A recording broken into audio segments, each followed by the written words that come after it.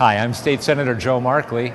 We just finished a special session here in Hartford to deal with the mitigation package for the current state deficit, and I wanted to say a few words about it before I leave the Capitol this evening.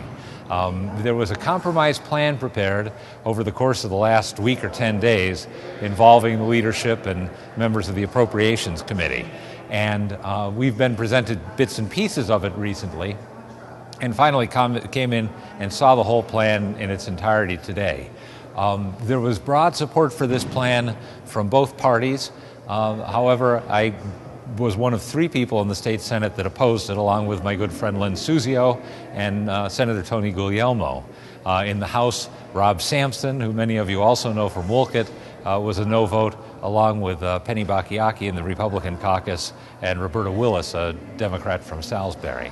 Let me say that one would like to support a bipartisan compromise, and I think especially in the current circumstances where there's a feeling that gestures of unity are particularly appropriate. But still, I feel like I have an obligation to judge what's in front of me. And I feel that the plan that was devised, along with the governor's rescission package, in which he unilaterally did a great deal of cutting, does not solve our budget problem and will impact very negatively people in need in this state. The rescission package was aimed largely at nonprofit providers. The state has been moving its services, its social services spending from state government to nonprofit agencies. That's probably a healthy thing. It certainly is going to create savings for the state, and I think the service delivery has been maintained at a high level. But to ask nonprofits to provide these services and then cut the funding, I think is a very poor policy. The package we came in to vote on today is largely affected by cuts in reimbursement rates to hospitals. The money they expected to receive that was in the budget that is now going to be taken away from them. I know that a number of hospitals in this state are kind of on the edge and struggling to get by. And again, I think this is very poor policy when we're asking hospitals to provide the care for indigent people that can't reimburse them.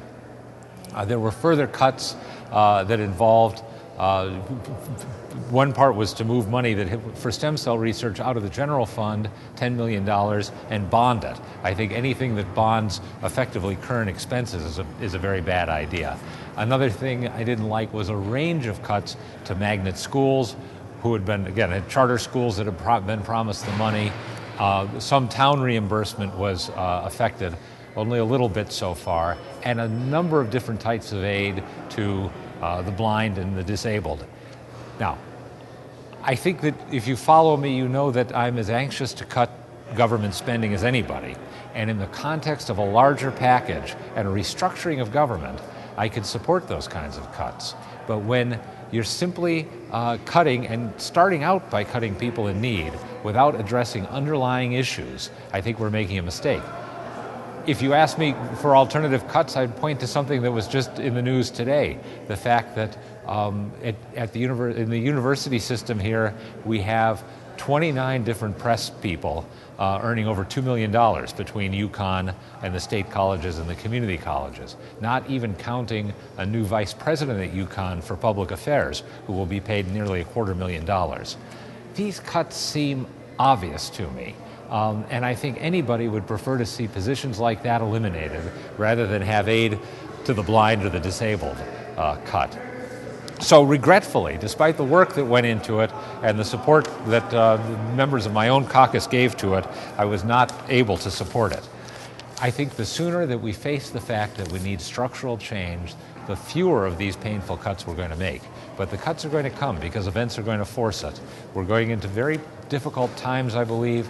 I believe we're going to come back into session next month with a very large problem in the budget that we have to write before we leave again in June.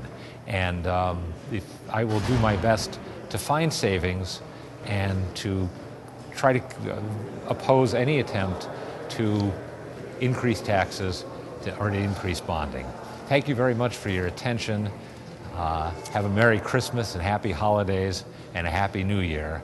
And I will look forward to communicating with you again shortly.